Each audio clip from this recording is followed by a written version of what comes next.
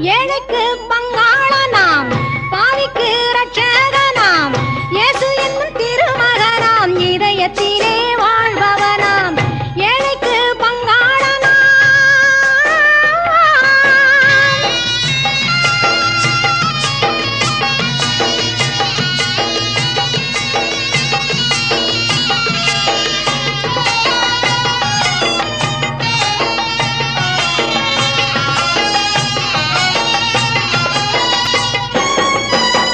முள்முடி சூட்டி வந்த முதல் தலைவன் இயேசுவுக்கு கல்வாரி சிலுவையிலே காயம்பட வைத்தனரே, கல்வாரி சிலுவையிலே காயம்பட வைத்தனரே.